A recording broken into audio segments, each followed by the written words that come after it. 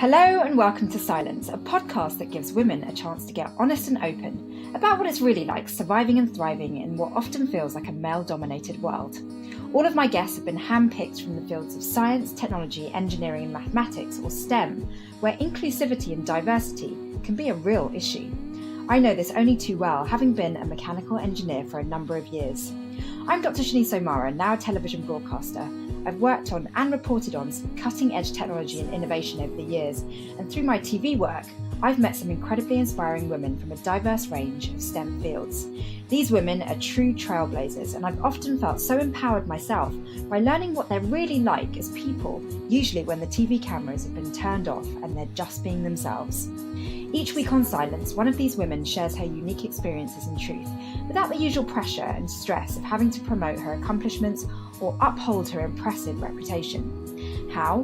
Because all of my guests are deliberately kept anonymous and disguised to ensure that we as listeners are not distracted or maybe even intimidated by all the usual kinds of societal labels and trophies.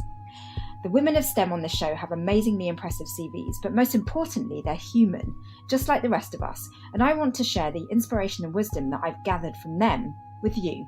It's my hope that you really relate to what we chat about today. If so, please do subscribe to Scilence and maybe even rate and review the show. I'd love to have your feedback. This week, my guest is in the field of climate science. Hi. Hello. How are you? I'm doing well. How are you? I'm good. Thank you so much for coming on the show. Of course. Thank you for having me. So climate science is a massive topic, and I must say, over the years, having reported on the subject, it's really gone through a lot of contradictions almost. In what way? Well, just scientists agreeing and not agreeing and, stating certain things and then actually kind of reversing what they're saying. I mean, that's what we get as the public, I feel, once it's all filtered through. Yeah, it's kind of interesting. I think that, they've done these various surveys of people who actually do climate science and like people who research and gather data and things like that. And the scientific consensus on climate change has been up to 98% or 97% for well over a decade, maybe even 15 years or so. But the public's perception of that scientific consensus is really it's not that it's misunderstood. It's just not well communicated. Yeah. And I think that's a failure of the media, climate scientists themselves. But in so much media and really powerful lobbying groups and where money is. I think that's there's been a lot of money that's been put into kind of sowing discontent and distrust and misunderstanding. Yeah. That's really frustrating as a climate scientist because we have, we're dealing with one of the largest humanitarian challenges. Yeah.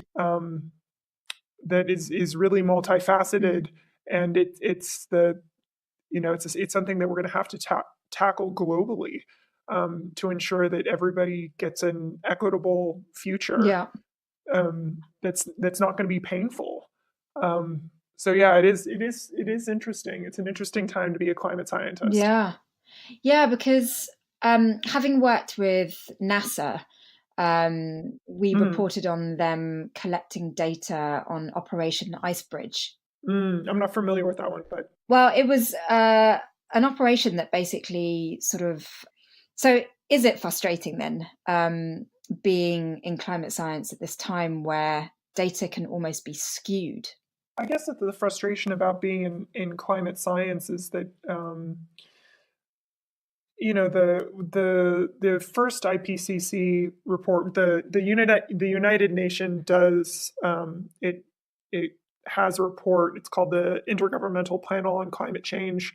It's called the IPCC report. We've been having these reports for, I think the first one was in 98 or so. It was well over 20 years worth of reports that have sort of documented the problems with climate change, with global warming, with how resource availability, water scarcity, water and food security really are going to change over, with the inputs of CO2 into the atmosphere due to human land use issues, or extracting fossil fuels from the ground. Um, so it's not that scientists haven't known that there are these kind of potentially dire consequences for climate change. It's just it's been really frustrating that it's not, that there is this public sort of science disconnect. And the people who collect data, they're really passionate about their work, like you said. People who go to sea, or people who go and fly planes to understand cloud aerosols, or any of those numbers of things, they're really passionate about their Yeah. work, and they do. There is sort of this idea among scientists, the need to remain neutral. Yeah. Um, that somehow, that if you remove yourself from the policy implications of your work, that it maintains the integrity of the science that you're Yeah. doing. Yeah. Because you're not But swayed then one way or the other. yeah, exactly. Like if you're advocating for a particular policy decision, or particular action, you're seen as being invested in it in some way, Yeah. right? And I think that you get out this outside of climate science. If you, let's say that you're somebody who works on vaccines, or uh, like evolution or something like that, and like, if I could see that if you're working in evolution as a scientist, there are potentially political, just sort of the quality of science education, and whether or not evolution is taught in schools, could be potentially problematic if you're advocating for that. But that's your actual, that's your research, that's the science, and that's what your research shows, is that evolution, or that vaccines work, or any of those sorts of things. But the moment you start advocating for a certain guideline, a certain outcome, you've lost a bit of that neutrality in some ways. Which can be really tricky because, research has to be funded. And so Right. often it's funded because there's an expectation of an outcome. Right. There is sort of this trope about that.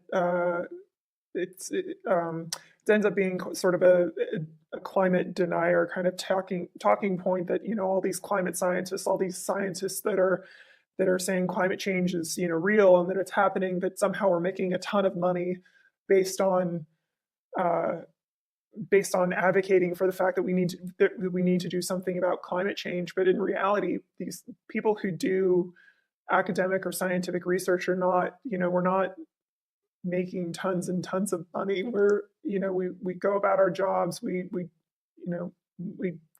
have to pay bills like everybody else, and sometimes struggle to make ends meet. And that this whole narrative that we're just making so much money off of peddling climate change is real, or something like that, it's an interesting way to kind of discredit the science Yeah. that everybody's generating. How did you end up in climate science? Was it something that you always knew that you wanted to do from early on? The community that I grew up in was pretty environmentally conscious. Things like understanding recycling, or trying to. I grew up in an area that experienced a lot of droughts, so trying to think about how to conserve water, and use water wisely was something that was sort of was important to my upbringing. So this idea of conservative, like environmental conservation, or Awareness. just really understanding, yeah, awareness, or understanding how uh, the Earth functions, and how things are really interconnected between the ocean and the atmosphere and the Earth. Like the rocks was, it just sort of, I felt very important you know from my early education onwards. And it just ends up, the experiences that you have when you're growing up, the it just ends up being really important for what you do as a person, what you do as an Yeah. adult, right? The things that you experience in your Yeah. childhood. So, for instance, I grew up in an area that was influenced by El Nino Southern Oscillation, which is this.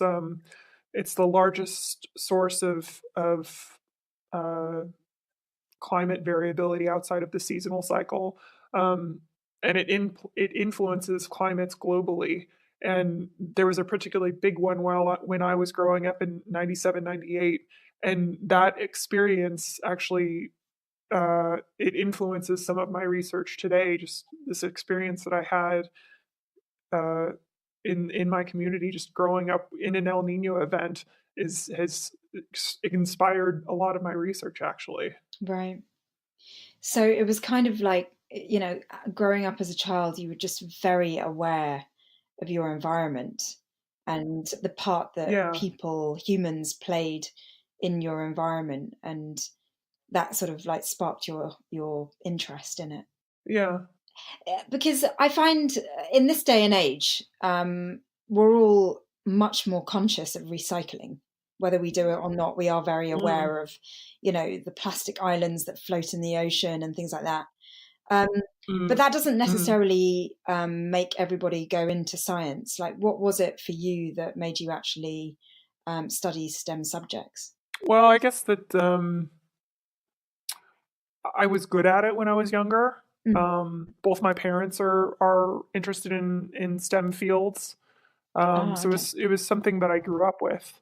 Yeah, Um, I grew up near an ocean, so understanding how the ocean is important for understanding climate science and how the Earth, you know, is essentially. It's just it was just kind of always there. It was just yeah, something that I grew up with. And you know when you grow up in a family that is very science positive, it's it affects your trajectory in many ways. yeah. And it really helps, doesn't it?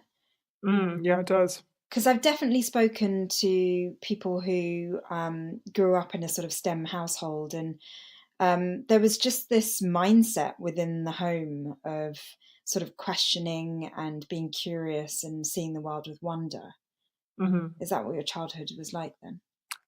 Yeah, it was Yeah, definitely yeah. like my parents made sure to try and take us to the zoo or the aquarium or anything like that. We had fish tanks when I was growing up, so you could see a little bit of the ocean in your living room. I mean, Yeah, it was fun growing up like yeah. that in that kind of household.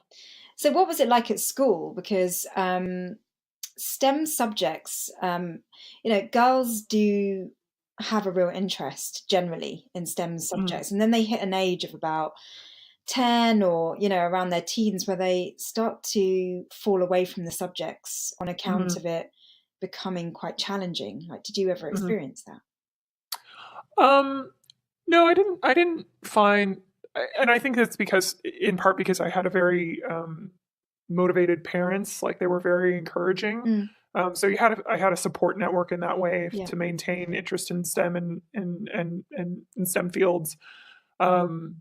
Being able to go ask either of my parents for help with homework was immensely beneficial. Right, that's an extreme privilege to have. yeah. Um, and it wasn't. I don't feel like I really experienced much discouragement, like really until I actually when I started career building as an academic researcher. I feel like that was when things got much more difficult. When I went to college, there were few women in my math classes or Mm, um, in my physics classes, but it didn't necessarily. I mean, obviously, I noticed it, and I was like, this is problematic. But I never felt that I wasn't able to do what I needed to do because I had always been relatively good at school, and then also just that intellectual support from home was probably very key to my success. mm. So, what were the ratios like in your science classes, gender wise? Well, yeah, I mean, I'm in a field that's actually that's pretty uh, in the undergraduate. It's almost about 50-50 actually. Hmm. It's not very male dominated. Um, my physics classes, math classes probably had about 30% women, physics probably 20% women, Right. kind of those core classes that you have to take for your degree. But the actual degree that I had was pretty, I would say it was about 50-50 or maybe 40% female. Right. It sounds like your climate science degree um, involved you having to learn all the sciences, like a broad sweep. Yeah, climate science is definitely you can come at climate science. So there's no degree for climate science, but that's sort of the umbrella term that I think most you know accurately describes what I do. But there are for anybody who does climate science, oftentimes they'll either have a physics background or a chemistry background or geology background or even a biological background. It's a very multidisciplinary kind of field, and you can see that from people who might look at satellite imaging to understand Right. how um, ice caps move or how plastic moves through the ocean. They probably had some sort of physics degree, but they're now using satellite remote sensing to understand these sorts of things, which is part of the climate system. And if you're interested in understanding how the ocean uh, uses how the ocean breathes carbon essentially through biological activity, you might also use remote sensing, but you might have had a biological degree that helped you understand about how phytoplankton function and work in the Oh ocean. my gosh. So it's yeah, you end Wow. up having people come at these different questions with various expertise. It sounds like a place where you could really get creative, actually. Yeah, I mean, I there's if I my research is incredibly creative. I use chemistry. I regularly use coding, so I use MATLAB regularly to analyze my data sets. I collaborate with people who use global climate models to understand how different processes are important to the climate system in general. So yeah, you have a really diverse toolkit to really do some climate science research. That sounds incredibly academically demanding, I must say. Yeah. Yeah. Have you got up to a high level? I just started my first position at a university, so I have my first permanent position now. Right. So that's Um, after doing a PhD and things like that. yeah, I did a PhD. I did a few years of postdoc, and now I have my first permanent position. Gosh, congratulations. Thanks. It sounds like you're really pushing the frontiers of whichever sort of niche you're in. Yeah, I mean, I think it's such a communal effort as Mm. well. Like there's it's really inspiring. There's so many people, doing their PhDs and also people in my career stage who are just starting to get their first academic jobs. Like the quality of work that is coming out of our community and the kinds of questions that we're asking to try and figure out what's going to happen with future climate change is very it I'm just I'm always impressed with my colleagues in the Mm. field. Yeah. I mean, listening to kind of what's demanded of you academically, I kind of was making this assumption that you must be quite introverted and very quiet and sort of analyzing data and things like that. But then Mm. um, you also must have to be quite sort of collaborative. Um, Yeah, collaborative. You do have to be an extrovert in some ways. Um, I wouldn't necessarily. Although some of my work I do on my own, I wouldn't describe myself as an introvert. Although probably on the grand scale of people from in academic versus general population, we're probably leaning towards more introverted. But uh, yeah, you have to do things like give talks mm, and network with people. And I just came back from a conference actually, and I was there for maybe 5 days. It's a relatively new community to me, so I didn't know a lot of people right. there. So that ends up being a bit tiring. Just meeting new people, talking about science, talking about not Yeah. science, and just interacting with people. Yeah. So, as a sort of personality growing up through this Mm. academic route? Like, have you always been that sort of relatively balanced person between extrovert, introvert, or have you had to develop these characteristics as you've come, come to need them? Um, I think that I I feel like personality is one of those things that doesn't really change. Um, so I don't feel like I've really like had to change that much as to who I am, as to whether or not my success and the characteristics that I have was sort of self-fulfilling in some ways to be successful in academic careers. Maybe I don't know. I but I don't know. I think for any field to be healthy, you have to have a diverse set of personality types, whether you're introverted or extroverted, to be successful, because it takes all kinds of different types and different types of insight for science to happen, really, for community to happen. It's really reassuring that you say that, actually, because I think some people have this stereotypical image of what a scientist looks like, and sort of Hmm. being reclusive and locked up in a lab the whole day is kind of part of it.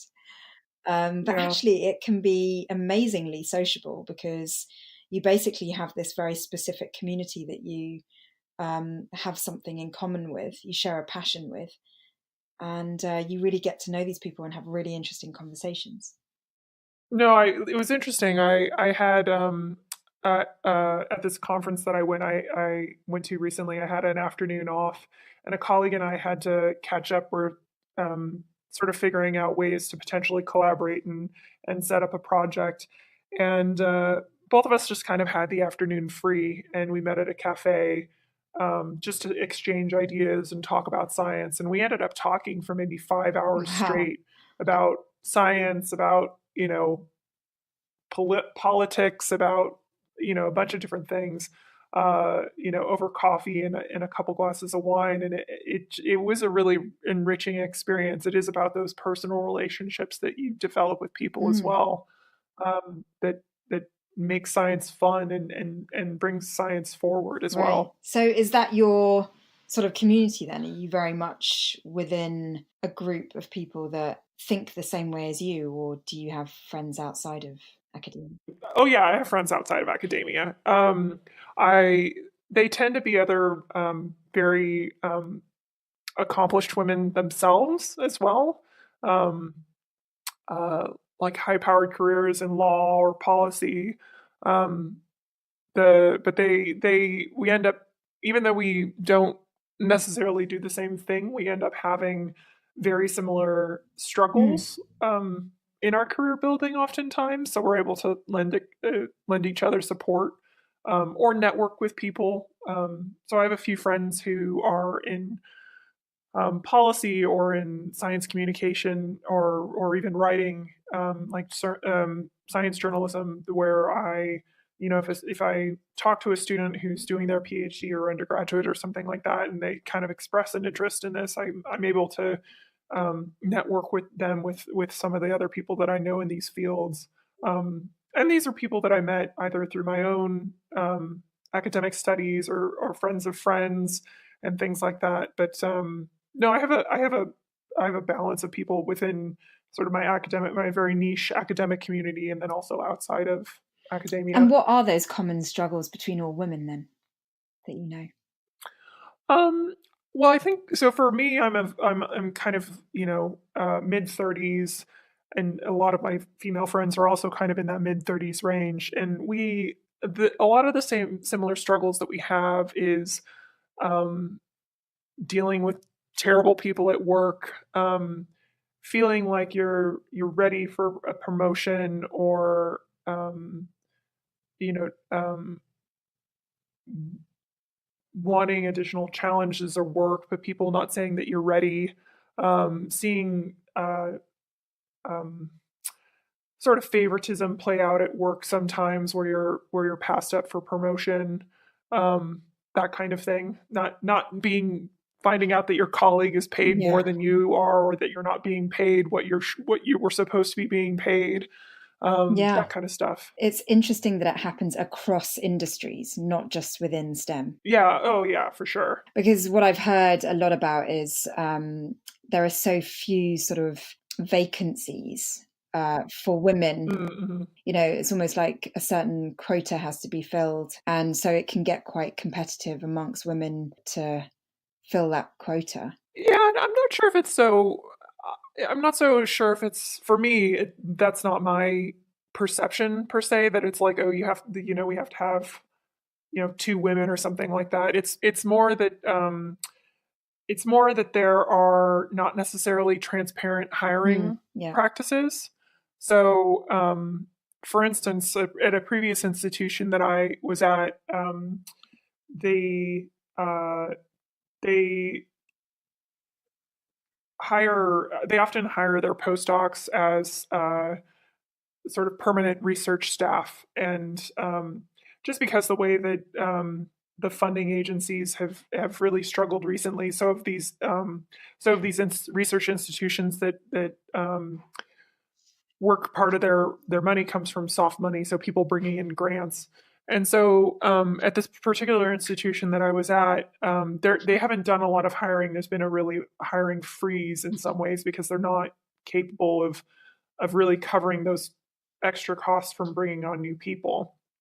But at this particular institution, the people going up for promotion, the pool of likely candidates is roughly 50-50 women and male and female, excuse me.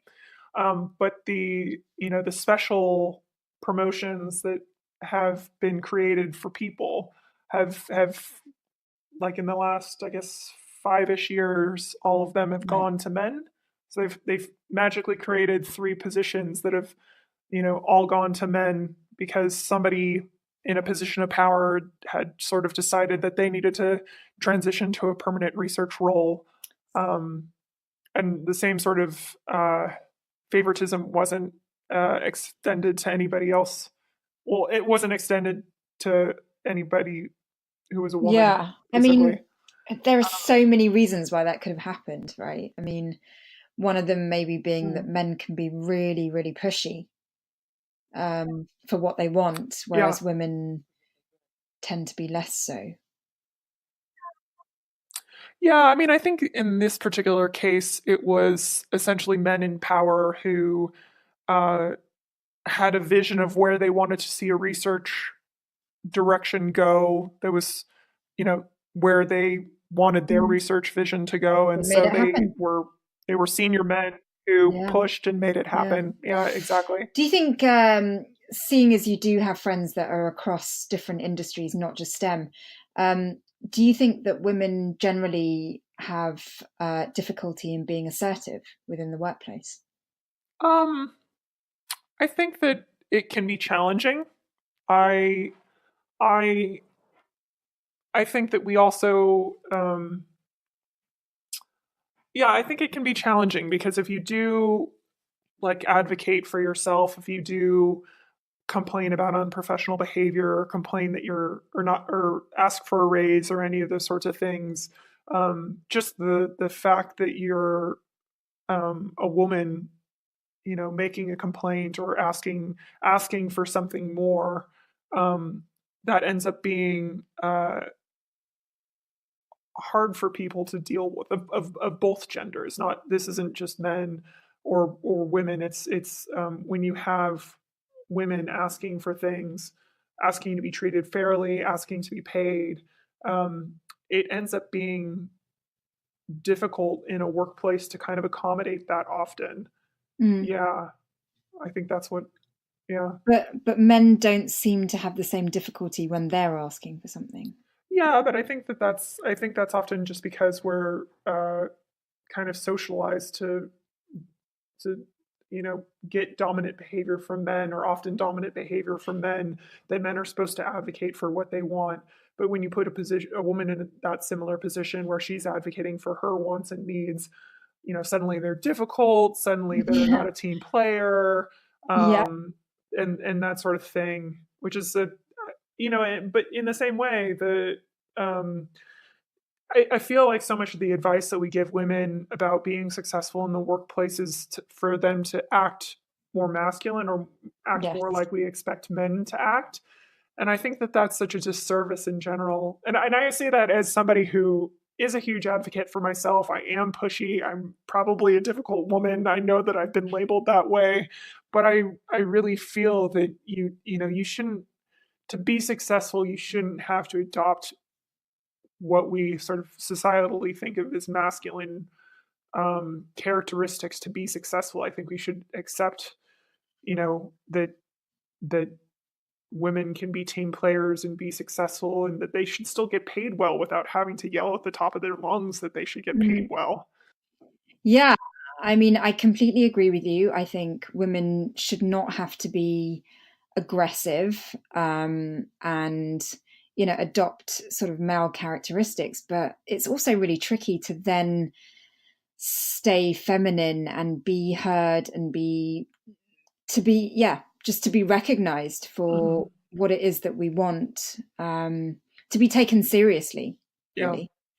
And I honestly don't have the answers. I mean, I'm starting to get a general sense of how women should be, which is, they should be proud to be female. Hmm. And I think it really actually boils down to confidence and, um, really being driven by a genuine passion and concern to do their jobs well. Whereas I think the male way, if I could be so bold as to say, is often quite ego driven. I'd heard this statistic, and I don't know um, if it's, you know, it's just something that I had read or something that I had heard on a podcast at one point. It was that so they do these micro loans in developing nations Mm. for uh, for people who want to start a business or some sort of economic project within these developing nations. And they found that when women were given these micro loans, they by far and away invested in within the community. They, tried to make sure that uh, that the welfare of the children, that the community really benefited from this injection of cash, versus the if men were given these micro loans, it was about ego. They weren't necessarily successful, and it was more about um, personal gain. And I always thought that that was very interesting, because Mm. I try to view myself as, or I try to be very community minded. I think that people working together, tackling big questions is the what it leads to success. And and I don't know whether or not women are just socialized to be more community minded, or if we are more community minded in general. I have no idea, but I thought that was really interesting with those Yeah. particular micro loans. If you actually, in those particular cases, if you wanted these developing nations to succeed in some ways, you gave the money to women, because they Yeah. by far and away invested in the community and community success. Gosh, So that is really interesting when you think about world leaders yeah. and how, they're leading us in directions that are not sort of community spirited. Yeah, I mean, if you think about Brexit or any of those sorts of things, or Donald Trump's general agenda, it's not collaborative. It's very isolationist. Mm. Um, but then you compare that with Angela Merkel, and she's very like, yes, we're going to keep the EU together. Like this Mm. is in everybody's best interest to do these sorts of things. And granted, with anything collaborative, you have to make sure that everybody's kind of feeling valued and getting a fair cut in a way. Mm. But you all pay in to get something out of that as well. So yeah. But anyways, you'd really have to talk to an actual like developmental economics to get kind of the the details on Yeah, micromodes and gender and stuff like that. But I just remember I always thought about that. It was an it is really factoid. interesting. Even with the actual, without the actual details, it is really interesting that there is that general trend. Hmm.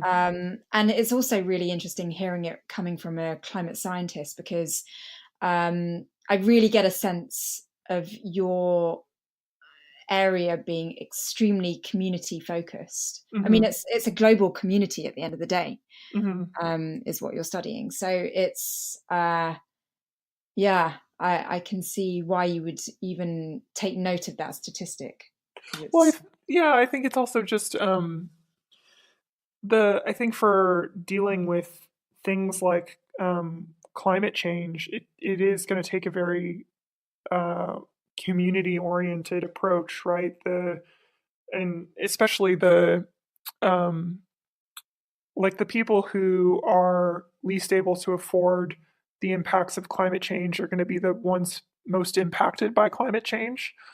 Um, so even though this isn't my particular area of expertise, I do think a lot about, how is climate change going to impact marginalized groups, developing nations, women of color. mm, What do we think about in terms of um, environmental racism and where things like nuclear reactors might be placed, or any of those sorts of things? We have to think about the challenges of climate change with a very um, we have to look at it through the lens of uh, our colonial histories, our sexist histories, our racist histories, and make sure we don't repeat some of those issues when we're dealing with this huge problem yeah. that we're dealing with right now. Today we're experiencing the impacts of climate change right now, Mm, and seeing communities just really fail to to be able to mitigate, to be able to rise to the challenges um, of climate change is really, it's pretty devastating actually. mm. um, Can I so ask a really stupid question? mm, Um, why do we always come at the subject of climate change as though we've created the problem when there's this big ball of fire in the sky that is mm. constantly shining on us? I mean, shouldn't the climate be changing when you've just got this heat source constantly radiating at us? Well, I mean, it does, but the incoming solar insolation from the sun is the main driver for why the Earth is warm. But And the warming, right? I mean, well, I mean, it's warming because of greenhouse gases, right? So we burn fossil fuels, we change land use so that we basically released carbon into the atmosphere, and carbon acts as a greenhouse gas. So essentially, the incoming solar radiation that comes from the sun gets trapped, mm, and so that's not. It's a natural process in that we, to have a habitable planet, we have to have a greenhouse effect to begin with, but yeah, we're adding additional carbon to the atmosphere, which makes the greenhouse effect that much stronger. So it's right. not that the sun, I mean, over long time scales, the amount of solar insolation from the sun varies, but the immediate changes that we've seen since the pre-industrial revolution around 1870 or so have been due to the fact that we're releasing carbon into the atmosphere through a variety of ways. So there's Um, definitely evidence showing that since the Industrial Revolution, the rate of change of the climate has increased. oh, absolutely. I mean, if we look at climate change, um, if we look at the history of climate change, the last time that we had anything remotely similar to the amount of carbon that's being released into the atmosphere that we have today was about 55 million years ago. But even then, it is a fraction of a fraction of a fraction of the amount of carbon that we're likely to release with human release of CO2. Right. So we've not seen anything to this rate um, and this intensity for the last 55 million years. Mm. So, and that's a really long time. Yeah, no, it's just, you hear certain things like, when volcanoes blow, Hmm. they release greenhouse gases Hmm. on scales that, you know, uh, we that are sort of comparable to the amount we've been emitting over time. Yeah, that's not it. No, I mean that's Not not true. quite right. The no, it's not. If you do, so one of the tools that we have in that we use as climate scientists is we have these climate models, right? We have these numerical simulations that can take inputs either from the sun or from volcanic eruptions or uh, carbon that's been released due to human impacts. And if you do something like just um, run a numerical model or a climate model just using the various volcanic eruptions that have happened over the last 100 years, you can't recreate the amount of global warming that we have from volcanic eruptions alone. You have to include um, the carbon that's been introduced into the atmosphere by human activities. Yeah. Um, and depending on the volcano, you can actually get global cooling due to volcanoes. It really depends on what kind of volcano it is and how the eruptions, like where that eruption happens, like when it spews its material, how high up into the atmosphere or the Right. stratosphere does that material eject Yeah. can matter. Because ash can be like a giant shade, which is why we might get cooling. Exactly. So the what was it? The year of no summer was related to a major volcanic eruption that had happened. I'm forgetting what year it was, but yeah, they could. It certainly affects climate. But the thing for volcanic eruptions is that they only affect climate, like global climate, for maybe a year or two, and then they might have some lingering effects, but they're not a persistent, like 100-year of warming kind of effect due to a single volcanic eruption. Right. I'm so glad you cleared that up because, you know, you do hear all these like counter arguments to climate Mm-hmm. change. And it's good to hear from someone who knows. Um, Back to the topic of being a woman in climate science, you mentioned that you're in your sort of mid 30s. And one of the Mm-hmm. questions I have for all women around your age is when, considering all the academic study and then wanting to use all that academic study in your career, when is there time to fit in motherhood and families and relationships and things like that? Oh, it's hard. But I I'm not married. I've dated.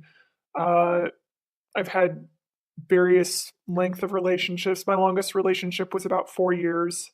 Um, but it's interesting. I think about this, and I think a lot of women in my particular field of climate science are certainly thinking about this. Is it worth having children knowing that climate change is this Oh, think huge about that. Armageddon? Yeah. And for me, I actually don't think that I will have children. Um, yeah, I don't think that I'll have children. I respect anybody's choice to have children, but I just don't think it's likely going to be a decision that I make. In part because it's Gosh, that's so interesting. well, it's it comes from a very like I love my friends' children. I love my colleagues' children. I'm happy to participate in their intellectual and emotional development. But the idea of bringing another source of carbon, especially Oh into my God. in a I live in a Western country. The amount of carbon that a single person uses in their lifetime is huge. It's astonishingly huge, and I do think it's a very. What's the average for one person then? Oh, I couldn't tell you off the top of my head, but the carbon footprint of people in in India, for instance, is probably I, I order of magnitude maybe like a 50th or maybe even a hundredth of somebody in a Western world. It's God. vanishingly small in comparison. Mm. Um, and that's probably not an exactly correct statistic, but it's sort of order of magnitude. Yeah, And yeah, it's really dark, isn't it? Just to be like, oh, I'm not going to breed because it's carbon. it's Um, amazing. I just did not think that that would be your oh answer, no, this is you know? so many people in my field are definitely thinking about this. Like people who think about climate change are, yeah, the discussion, particularly among developed nations, about thinking about not I mean nobody should be told how to do their family planning.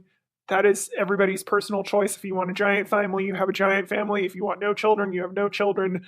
But the idea to consider having smaller families, especially from a Western world, is probably key in many ways of thinking about how do we deal with climate change. Actually, is having smaller families, because Yeah, if you we already have 7.6 billion people on this planet, and if everybody has 3 children, 4 children, 5 children, it just gets exponentially worse, right? But if you have one child or 2 children or no children, that's honestly that's just less carbon, it's less environmental impact. It's a yeah. very like economic kind of way of thinking about it, and I don't want to project my values on anybody at all, but that's kind of how I think about it. And I think that you can have a really I feel like I lead a really full life, Mm. um not having children, or I'd like to think that I do. And I've considered, you I mean, know that's key, isn't it? It's key to be able to just enjoy the life that you have rather yeah, than constantly wanting something else. yeah. And I've thought about adopting if and when I currently don't have a partner, and I could certainly single parent as well, but I've thought about adopting, um, if that would sort of work out. Um, but yeah, breeding isn't necessarily something that I see myself doing. Gosh, that's such an interesting angle to take because I've talked to a lot of women who are kind of really in a sort of dilemma about when to actually fit in the process Yeah, because educated women have to juggle a lot on top of that sort of very female side of them, yeah, and it can be a real sort of confusing time as to when um, we actually carve out that time. And there's a lot of discussion about having it all and is it really yeah, possible and things like that. But I've yeah, never heard someone say, you know what, I actually don't want to contribute to the very problem that I'm studying. yeah. I think that when I was in my late 20s, kind of early 30s, I was much more anxious about it. Mm. In part because I didn't have a permanent job at that point. Um, I was dating somebody at the time, and then that didn't ultimately work out. And now that I'm in my mid 30s, and it's not that I, I people in my family have children or can have children late, so I'm not like necessarily worried about my biological fertility or any of those sorts of things. But I've just sort of chilled out about it. It's just been meh. I don't even know how to describe it. Yeah. It's just sort of a, if it happens, it happens. But if it Yeah. doesn't, it's fine too. Well, I think that's one of the difficulties that women in STEM face is that, you know, we have studied something very logical and methodical and analytical. So sometimes there's this kind of delusion that life is methodical and logical and can be analyzed and controlled. Mm. Um, and certainly in my experience, I've realized that actually life is sort of really messy and like cannot be predicted or sort of determined uh, exactly according to how I want it to unfold. And that's kind of not easy to navigate because it's like, well, I've managed to exactly design my career, but relationships and sort of like conceiving and things like that is almost like a lottery. I think what is hard is that there is sort of this expectation that you kind of need to have your career like all together and very like you have these certain benchmarks of things that have to happen during your career, and eventually you'll get around to finding a husband or finding a partner, or and then having children. And I think that so in some ways that's not the best way to go about it. Like life is something, or your career is something that you do while you're doing the rest of your life as well, right? Like if forming a family and having children is something that's important to you, you should do it while you're building your career. And the academic institutions or businesses should be have the structural support for you to be able to do that as a woman. It shouldn't Yeah. be this either or, because it's if a woman, I respect any woman's decision to opt out of the career ladder to take to go home to be with their children. Yeah. But if women do that because they feel forced out, that's basically like any company, any nation, any government, like leaving money on the table. They've spent tons of money and intellectual power training somebody who is very capable at a job, and then to feel forced out because they don't feel like they can balance all these things, like Right. that these places are leaving money on the table because of that. Yeah. So There just seems to be yeah. no support for women who are trying to balance all these different aspects of being a woman. Um, Yeah. and I just feel that's really something that has to change in order to give women a fair chance. Because I feel where we're at currently is that women have a lot of pressure to develop careers, get educated, get skilled, develop careers. But then societal expectations also put this pressure on us to be mothers and to Hmm. be partners. And Hmm. I personally just, I don't understand how all that can happen. And you are still able to do all three of them well. So I'm trying to figure it out. I don't know. I have no answers. Yeah. I don't really have any answers either, but you know, I've been single over the last couple-ish years, not anything exceptionally serious. But part of me is, now that I'm in my mid 30s as well, is like, what do I want Mm, from a partner? And this is going to sound really terrible, but I think that for me, for somebody who's really passionate about my career, um, you end up just culturally, socially, you end up losing a lot when you kind of buy yes. into relationships and Mm. sort of the patriarchal view of You have to relationships. compromise yourself somewhat. You do in ways that men aren't expected to. Like suddenly you have to figure out food for somebody else as well. You have Yeah. all this emotional labor that you have to do to make sure that somebody else is happy. And in previous relationships, I've seen myself really um, just spend a lot of emotional energy Yeah. on somebody else when I wasn't necessarily getting. I was getting. I mean, it's a relationship, right? You're getting a little bit back, but Mm. not to the same extent that I was necessarily putting in. Yes. So it's interesting, and I think about that right now. It's like if I had to get into a serious relationship, just it requires a little bit of a patriarchal buy-in, and I don't know if I'm prepared to do that now or in the future. Right. So what's the solution then? Like, is it just being single then? Um,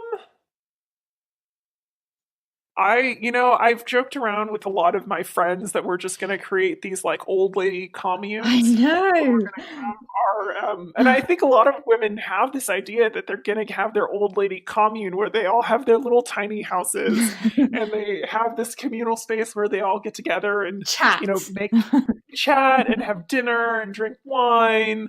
And I feel like that's my ideal like retirement community. So whatever I do between now and then, I don't know, but like I know that I want like my really good girlfriends around in our tiny houses with our dogs or cats or gerbils or whatever sort of like pet makes you happy, Right. or Well, children or whatever, yeah. But the While the men are sort the of like running around sowing their wild oats and yeah, yeah, who knows? I honestly, I'm really at a loss as to the differences between men and women and how it all works in trying to be equal because Mm, we definitely are in a day and an age where women are becoming and have become very powerful. yeah, But the circumstances in which they have become powerful have not been very feminine. And I just feel like there needs to be some kind of recalibration, but I don't know how that's going to work. But it yeah, just feels very imbalanced and a struggle. And I just don't understand why women should have to struggle. I mean, why can't we be celebrated for the gender that we are? yeah. It's interesting. I've been thinking about this a bit because uh, I think that uh,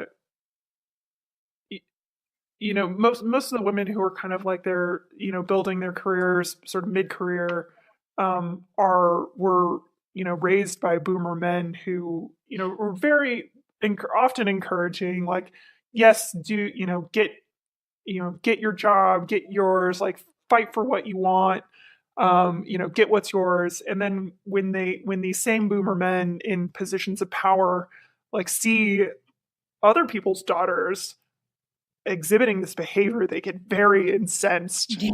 um, and they find it really difficult to deal with. So like think about the women of color in Congress in the United States right now, like um, Alexandria Ocasio Yeah. Cortez or Elon Oman, I think this is um, but they're speaking their truth and they're calling out these injustices, and everybody just completely goes crazy. And but this is what everybody sort of, as we were growing up, they told us Do to this. stand our Yeah. ground. They told us to Yeah. do this, and suddenly we're being like mocked Yes. and just treated it like we're invisible, or just the idea that we're taking up space in positions of power is just suddenly just unacceptable. Right. And it is an interesting kind of, it's a generational and it's a patriarchal kind of like problem that we're dealing with now. Totally. And yeah, I don't know. There needs to be a But yeah, recalibration my for sure.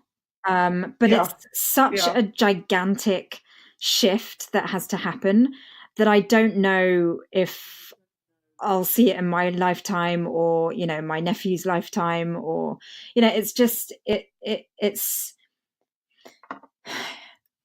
maybe it will, because I mean, as you say, it is this old sort of patriarchal type of mindset, which maybe might just die out. Oh, I don't think it is though. Yeah. Unfortunately, I think that you look at, there's all these things, and oh yeah. So no, I don't think that it dies out. I think that these values are very much instilled in younger men Oh still. gosh. And I think you can see that from like, so for instance, there was a study that came out that I didn't I read the sort of the media take on it, but it wasn't, or the academic media take on it, but it essentially was, if you looked at the evaluations of women teaching math, the or women versus men teaching math, like women obviously got like worse not obviously, but women often got reviews that were less favorable than men, or they did get less favorable reviews. And by far and away, those came from their male students, just completely denigrating their work. And, that's not like it's not like these old boomer men were saying this about, women teaching mathematics. It was these young men in these classrooms just completely disrespecting the authority of their female instructors. And so, no, I don't think it's, I think we'd like to think that it's a generational issue, but I don't think that it is. I mean, not in its entirety at all. No. But I do feel like the uproar of men is actually happening because of their own insecurities. And the more powerful women get, the more insecure men are becoming, and they're shouting louder. So it might be that effect where actually women's power is rising. And as a result, men are becoming more and more threatened. Yeah. I mean, I think that that's in part because, there's sort of this idea of, limited resources, right? Like if something feels scarce, you're more likely to, defend it, fight tooth and nail for it. Yeah. But if it's seen as sort of a more communal resource, then it's less, everybody can be successful in some way. I mean, I just would love to live in a world where men and women are just celebrated for what they bring to the table, and we don't actually have an acknowledgement of gender issues because we're just seen as individuals and equal. And the reason why I think attitudes may be changing is because social media is allowing more and more voices to be heard, and so there is a greater appreciation of our individuality, which is very encouraging. But, I hope women use this opportunity to speak their truths and be more assertive about their opinions. And I really do feel that women can only learn to be more assertive from an early age, because I think, there's a tipping point after which you don't know how to use your voice. So it's such a tricky, I thought climate science was a vast and complicated field, but actually I think, gender issues such as the ones we've raised today are even more complex and sort of difficult to detangle, really. Yeah. So I don't have the answers. I just know that it's important to become aware of the issues. I think that's a first step. So. Yeah. No, absolutely. I think a lot of what we're seeing with implicit biases implicit biases in the studies that are coming out are really also just shining a light on what people have sort of said is their experience. Like, you go into a meeting where there are a few women, and most of the people speaking for 80% of the meeting are men, right? But and you might say that to a male colleague, like, oh, that conversation was very dominated by male voices, but we didn't hear from very many women. And your colleague will be like, oh, I didn't think that was true. But now we have like all this software that actually can program this and say, like, actually men did speak for 90% of the meeting and didn't actually say all that much. And that sort of thing. I think it's interesting to actually be able to start actually looking at these patterns, looking at these biases, and then thinking about how we have either interventions or think about some of the structural issues that hinder the participation of women and other underrepresented groups. I think is going to be really important. Yeah, definitely. We have run out of time, but I feel like our conversation has travelled far and wide. It's been such a pleasure to have you on the show. Thank you so much for being so honest and open about your own personal sort of situation and sharing your views with us today. Yeah, of course. Thank you for having me. That's it from my guest this week on Scilence. My guest today has really applied her process of climate science analysis to the subject of women, and it's definitely been a really thought-provoking discussion. Thank you so much for listening this week. Don't forget to rate and review the show, and catch you next week on Scilence.